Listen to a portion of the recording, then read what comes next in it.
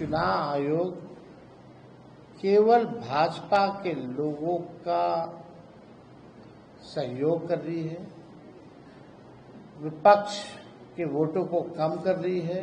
मुजफ्फरपुर की मेयर है निर्मला देवी। इनके एक एपिक आईडी नहीं बल्कि दो एपिक आईडी है एक ही विधानसभा के। इससे साफ जाहिर होता है कि बिहार में बड़े पैमाने पर मतदाता सूची में धांधली हुई है और इसमें चुनाव आयोग पूरी तरह से भाजपा की और मौजूदा सरकार की मदद कर रहा है। 124 साल के होने के बाद उनका वोटर लिस्ट में नाम है, तो मतलब अपने आप में अजूबा है। आज हम ये कहना चाहते हैं कि चुनाव आयोग केवल भाजपा के लोगों का सहयोग कर रही है, विपक्ष के वोटों को कम कर रही है और भाजपा के जो लोग हैं उन लोगों का एक नहीं बल्कि दो ईपीआईसी नंबर, एपिक नंबर बनाया जा रहा है। अलग अलग बूथों पे भी बनाया जा रहा है एक ही विधानसभा में।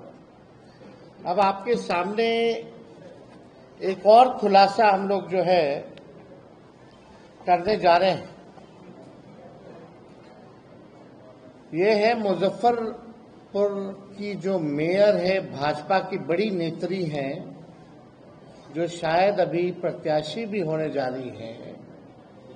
हम चाहेंगे कि अपने ऑपरेटर को कि स्क्रीन पे जो है सामने जो है लाया जाए। इनका नाम है निर्मला देवी। मुजफ्फरपुर की मेयर है निर्मला देवी।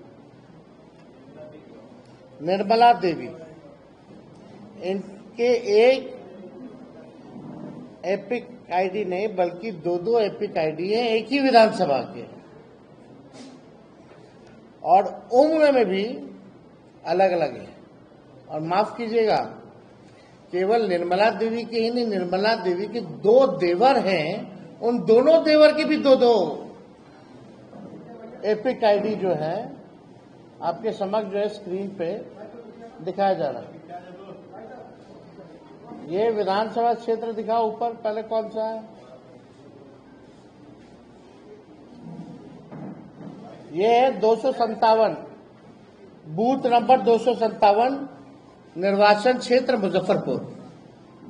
अब जूम करके निर्मला देवी जी का फोटो दिखाया जाए।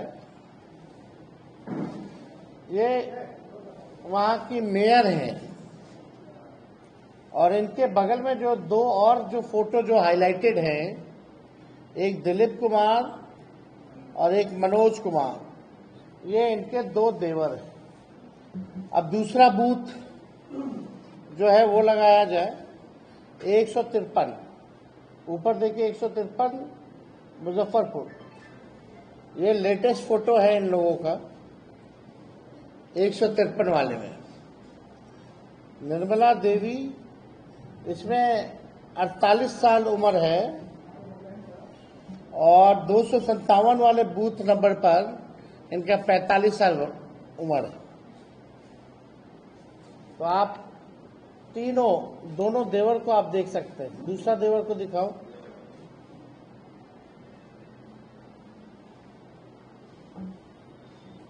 तो आप इनके पिता और ससुर का भी नाम सब कुछ देख सकते हैं। अब इसमें क्या कहा जाए, ये बहुत ही गंभीर तौर पे जो है ये प्रक्रिया जो है की जा रही है चुनाव आयोग की तरफ से। इतने गंभीर है कि ओरिजिनल मतदाताओं को मार देते हैं, शिफ्टेड बता देते हैं, अनट्रेसेबल बता देते हैं और जो भाजपा के लोग हैं, संभावित प्रत्याशी या वर्कर या बड़े बड़े लोग, डेप्यूटी चीफ मिनिस्टर जैसे, उन लोगों का एक नहीं दो ईपीआईसी नंबर बन जाता है। तो शुरू दिन से ही हमने ये बात कही थी, जब से एसआईआर की प्रक्रिया चल रही थी, कि साजिश की बुई नहीं बल्कि पूरा चुनाव आयोग का एक बड़ा भाजपा के साथ मिलकर के एक भारी जो है षड्यंत्र जो है रचा जा रहा है और भाजपा को मदद पहुंचाने के लिए चुनाव में जो हमारे गरीब मतदाता हैं, जो विपक्षी दलों के वोटर हैं, उनको मित्र बता दिया जाता है, उनका वोटर लिस्ट से नाम काट दिया जाता है और भाजपा के लोगों का एक नहीं अनेकों जो है वो किया जाता है। हम लोगों को अगर ये लोग दे दें डेटा, अब तो डेटा इन लोगों ने जो अपलोड किया है लेटेस्ट, वो तो इमेज के फॉर्मेट में कर दिया और फाइल को हैवी बना दिया ताकि हम लोग देख ही ना पाए। फिर भी हम लोगों ने शुरू दिन से कहा था कि एक एक चीजों पर हम लोगों की नजर रहेगी। बिहार लोकतंत्र की जननी है और यहां से लोकतंत्र को हम लोग खत्म होते हुए बैठकर देख नहीं सकते।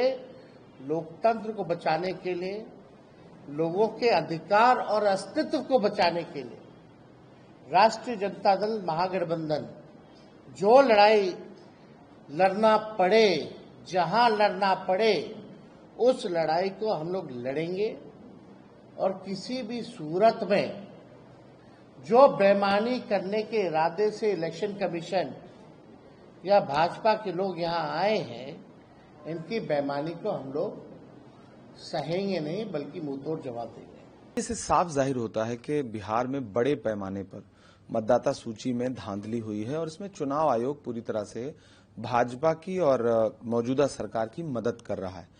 विपक्ष जो आरोप लगा रहा है, चाहे वो कांग्रेस के नेता आरोप लगा रहे हो या फिर आरजेडी आरोप लगा रही हो, उन आरोपों का तथ्यात्मक सबूत भी है लोगों के सामने। जिस मिंता देवी के बारे में हमने प्रोटेस्ट किया संसद में, उस दिन प्रियंका गांधी जी ने उनकी फोटो लगी टी शर्ट पहन के प्रोटेस्ट किया। 124 साल के होने के बाद उनका वोटर लिस्ट में नाम है, तो मतलब अपने आप में अजूबा है।